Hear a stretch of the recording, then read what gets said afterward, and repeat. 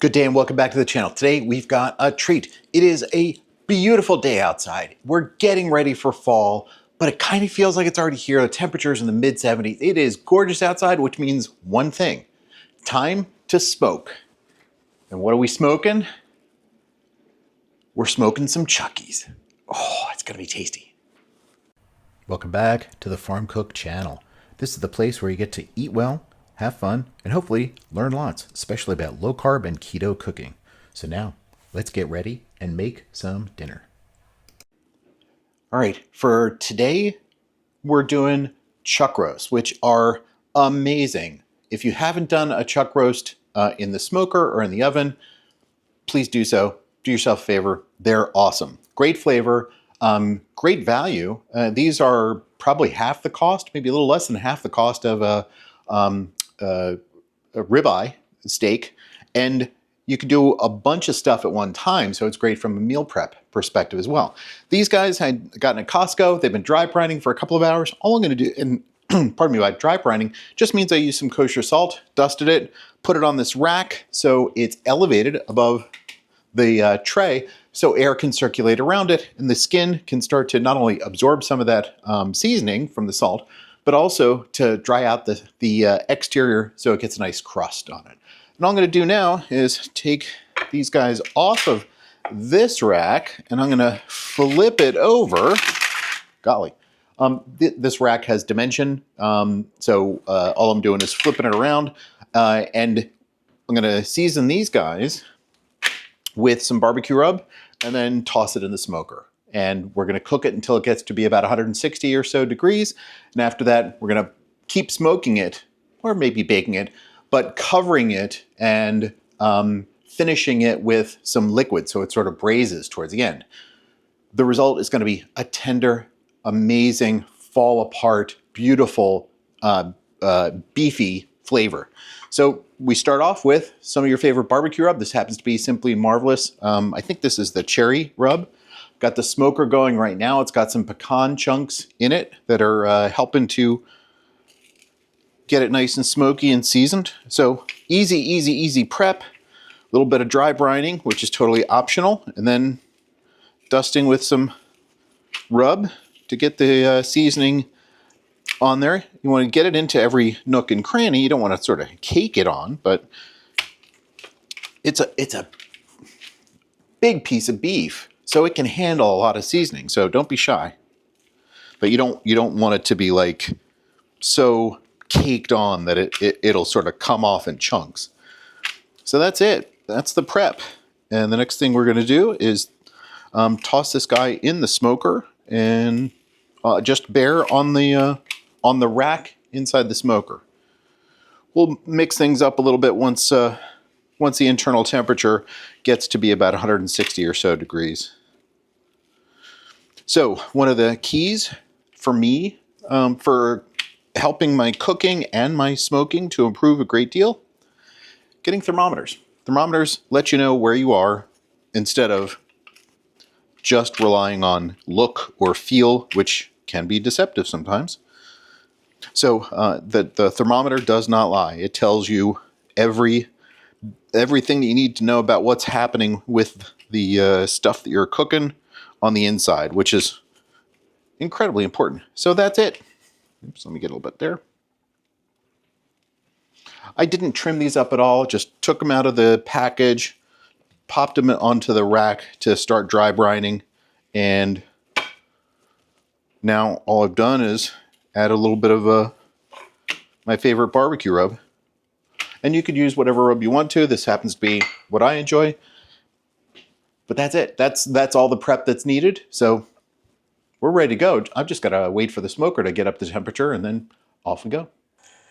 All right, we're in the backyard outdoor kitchen, and the smoker is up to temperature. The wood is at the exact right point where it's coming off with thin blue smoke, not that white acrid smoke that happens in the first 30, 45 minutes or so. So all we have to do is shove this guy into the smoker and hook up the hook up the thermometer. So let's get this guy over here. Open this guy up.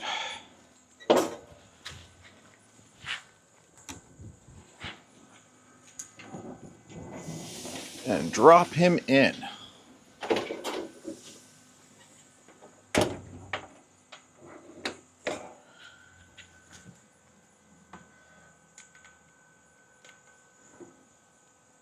All right, that's it. Now we wait. We want to cook these guys not super hot and fast, not super low and slow. Get the temperature in the cook chamber to about 275, 300 degrees. Allow the temperature of the meat to come up to about 160 degrees, and then we'll drop it in a foil pan with some beef stock and some onions, some other stuff, and finish braising. But for now, gotta let it do its thing in the smoker. Absorb all that good smoke. Can't wait. All right, it's been a couple of hours. The Chuckies have been smoking in the smoker. They've gotten up to about 160 degrees, so internal temperature. So it's time for them to come out of the cooker. Man, look at that. They look beautiful. So all we're gonna do is lift this rack out, put these guys on a tray, bring them inside, add the rest of the ingredients, and then let the cooking continue until they're completely tender and the beef is just wonderful. Right now the thermometer is unhappy because I have a minimum temperature alarm set just to make sure in case this runs out of fuel or the temperature dips too low. I want to know about it sooner rather than later. But we'll get this reestablished inside, pop them in the oven.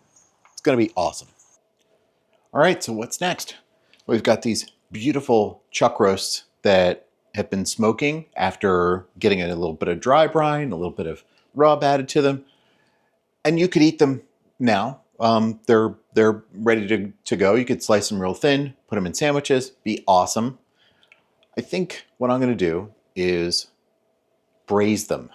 So this last step involves dropping these guys into a foil pan. And what we're looking for is these guys to break down so much that the beef is going to be falling apart. And it's already getting there. These are nice tender cuts of beef. And so we're just going to position these guys so that they're in this foil pan. And then we're going to add some groceries to them. Some seasonings. So what do we got? We've got one onion cut into slices. So just taking an onion, cutting it in half on the radial side, and then just slicing it pretty thin. We've got about 2/3 of a cup of some banana peppers. We've got another half cup of some pickled jalapeños. Got a little bit of Worcester sauce, and we've got some beef broth. So let's add the beef broth here. And again, we're going to be cooking this with like a braise method. So some liquid inside a pan and everything else sealed up around the protein, so it sort of steams and breaks down and gets all wonderful and tender and delicious. So at this point, it's just everybody into the pool. There's no wrong way to do this.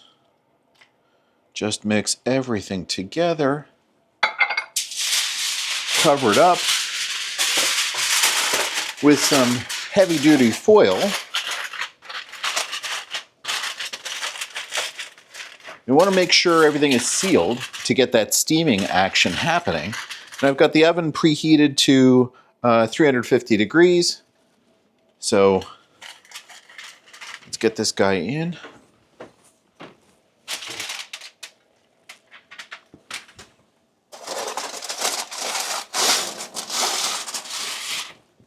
That's that.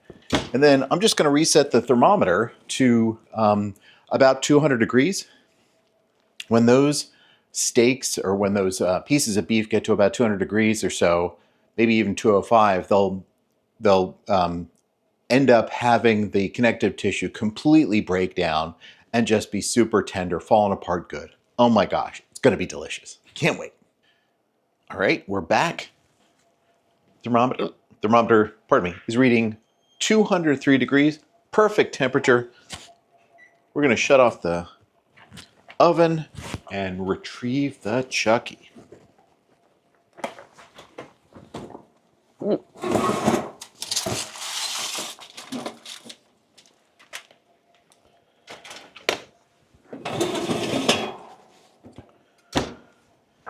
Pardon me.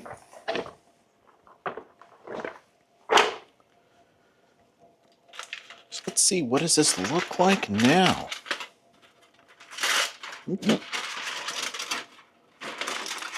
See that steam coming off? Man, look at that. It's beautiful. So what we're going to do is we're going to let this rest for about 5 minutes or so. Then we're going to come back and we're going to give it a try just to see what it tastes like. You know, it's going to be awesome.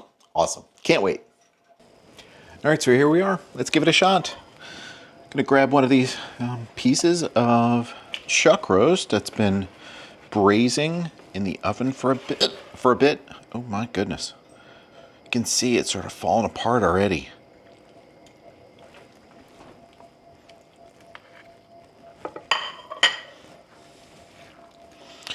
Let's try and break it down a little bit.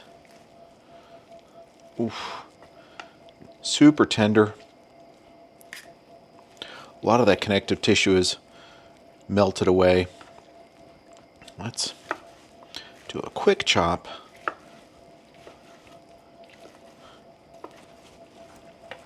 Let's see what that looks like.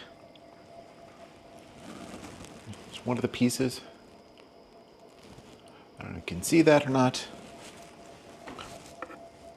Grab a couple of these guys. Grab a little bit of this au jus, a couple of pepperoncini or a couple of strands of onion.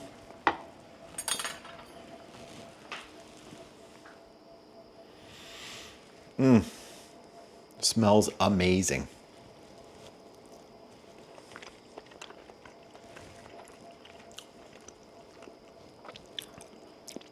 Very tender, just falling apart. Super tasty. You can taste the rub. A little bit of smoke hit right off the nose. I mean, look at this. Super tender.